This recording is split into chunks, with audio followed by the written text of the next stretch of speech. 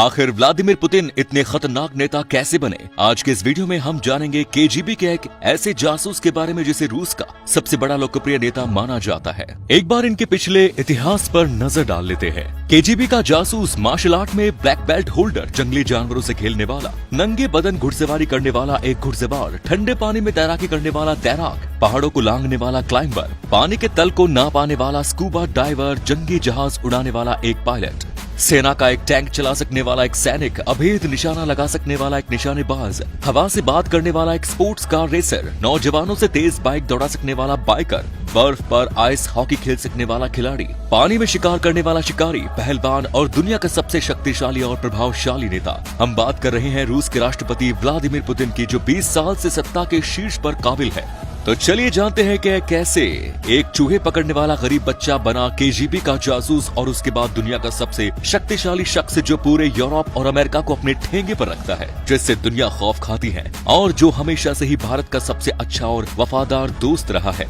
लेकिन शुरू करने से पहले जो नए दर्शक है वो हमारे फेसबुक पेज को फॉलो करना ना भूलें, ताकि आगे आप देख सके हमारे वीडियो सबसे पहले। 7 अक्टूबर 1952 पुतिन का जन्म एक गरीब सोवियत परिवार में हुआ था।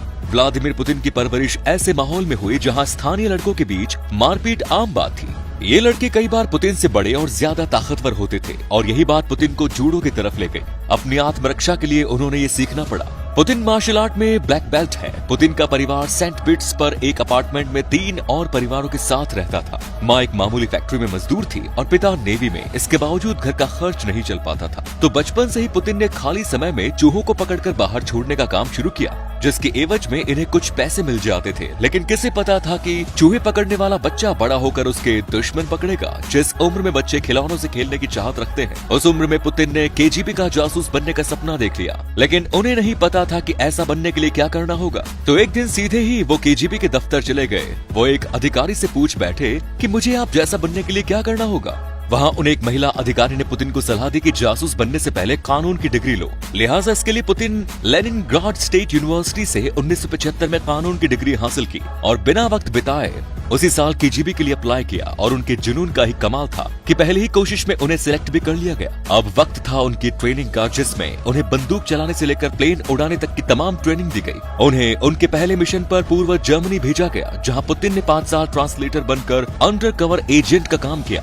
बर्लिन की दीवार गिरते ही वो वापस अपने देश रूस आ गए, जहां उन्होंने लेनिनग्राड स्टेट यूनिवर्सिटी में इंटरनेशनल अफेयर सेक्शन में काम किया, जहां वो नए केजीबी जासूसों की भर्ती का काम देखने लगे। मगर फिर आया सोवियत संघ का सबसे बुरा दौर, जब उसके टुकड़े हुए, गरीबी और करप्शन बढ़ गया। विभाजन के बाद उन्होंने रिटायर होने का फैसला किया। 16 साल केजीबी में काम करने के बाद 20 अगस्त 1991 को पुतिन ने लेफ्टिनेंट कर्नल के पद से रिटायरमेंट ले लिया और दोबारा उन्हीं गलियों में लौट आए जहाँ उनका बचपन बीता था। जाने माने नेता और लेनिनग्राड के मेयर एंटोली सोबचाक के साथ जुड़कर राजनीतिक करियर की शुरुआत की और उनके करीबी बन गए। उन्होंने पुतिन को उप मेयर बना दिया। 1996 में सोबचाक की हार के बाद उन्होंने इस्तीफा दे दिया और सीधा मॉस्को चले गए। मॉस्को में पुतिन तब से राष्ट्रपति बोरिस येल्टसिन की टीम में जगह बनाने में कामयाब हो गए। उसके बाद तो जैसे उनका रास्ता साफ होता चला गया। राष्ट्रपति बोरिस ने पहले उन्हें पीएम बनाया और फिर 2 साल बाद 1999 में जब बोरिस ने इस्तीफा दिया तो पुतिन को कार्यवाहक राष्ट्रपति बनाया गया। लेकिन उनकी मंजिल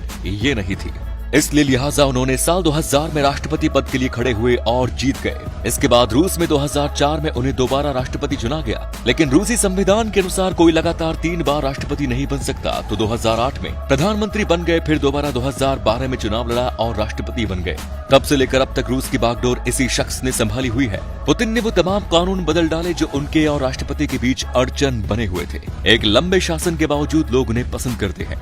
रूसी मीडिया के मुताबिक पुतिन की लोकप्रियता ऐसी है कि जो पश्चिम नेताओं के लिए सिर्फ सपना हो सकती है। रूसी मीडिया में पुतिन का राष्ट्रपति चेहरा छाया रहता है। वहाँ की मीडिया में उनके पक्ष की खबरें खूब दिखती हैं। यही कारण है कि उनके आलोचकों की आवाज वहाँ दब जाती है। पुतिन अपने सख्त रवैये के लिए जाने जाते हैं और पूरी दुनिया में उनका ऐसा रूप आज से लगभग 17 साल पहले तब देखा था, जब 40-50 चेचन्या विद्रोहियों ने अक्टूबर 2012 में एक थिएटर में लगभग 900 लोगों को बंधक बना दिया। तब वहाँ एक प्ले चल रहा था। ये घटना इतिहास में मौजूद मॉस्को थिएटर होस्टेज क्राइसिस नाम से मशहूर है। ये विद्रोही चाहते थे कि रूस अपने सेना चेचन्या ने हटा ले और सरकार को 1 सप्ताह का वक्त दिया गया। पुतिन कहते हैं कि आतंकियों के सामने झुक नहीं सकते, फैसला हुआ कि ताकत इस्तेमाल करेंगे।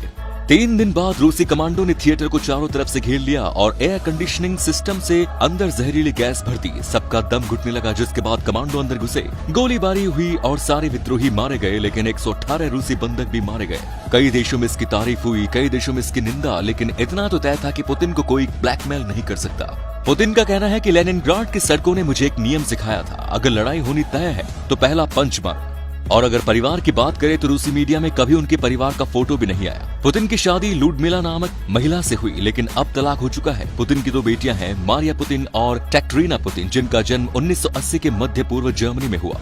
पुतिन को जर्मन बोलने में महारत हासिल है, लेकिन उन्हें अंग्रेजी से घबराहट लगती है। पुतिन 9वें सबसे ज्यादा सैलरी पाने वाले लीडर हैं। उनकी कुल सैलरी 85 लाख रुपए है। पुतिन की संपत्ति काफी लंबे समय से चर्चा का विषय है। हालांकि उनकी दौलत का सटीक अनुमान लगाना मुश्किल है। ऐसा माना जाता है कि उनकी दौलत रियल एस्टेट होल्डिंग कंपनी और कई अकाउंट में बटी हुई है। कहा जाता है कि 200 बिलियन डॉलर की है, यानी दुनिया के सबसे अमीर व्यक्ति। खबरों के मुताबिक पुतिन के पास 20 बंगले और महल है। उनका एक बंगला जो कंस्ट्रक्ट हो रहा है उसकी कीमत $750 मिलियन है। राष्ट्रपति पुतिन के पास 1-2 नहीं बल्कि 58 एयरक्राफ्ट है। इसमें 15 हेलीकॉप्टर भी शामिल है। एयरक्राफ्ट के साथ ही पुतिन को कारों का भी बेहद शौक है, इसलिए उनके पास 700 अल्ट्रा लग्जरी कारों का कलेक्शन है। उनके पास दुनिया की कई महंगी और नायाब कारें हैं। सुपर पुतिन नाम से एक ऑनलाइन कॉमिक श्रृंखला भी शुरू की गई, जिसमें रूसी राष्ट्रपति को एक सुपर हीरो की तरह बताया गया जो आतंकवादियों से लड़ता है। तो दोस्तों, कैसे लगी आज की हमारी ये जानकारी? अगली वीडियो आप किस टॉपिक पर देखना चाहते हैं कमेंट सेक्शन में जरूर बताएं और वीडियो को लाइक शेयर जरूर करें। धन्यवाद।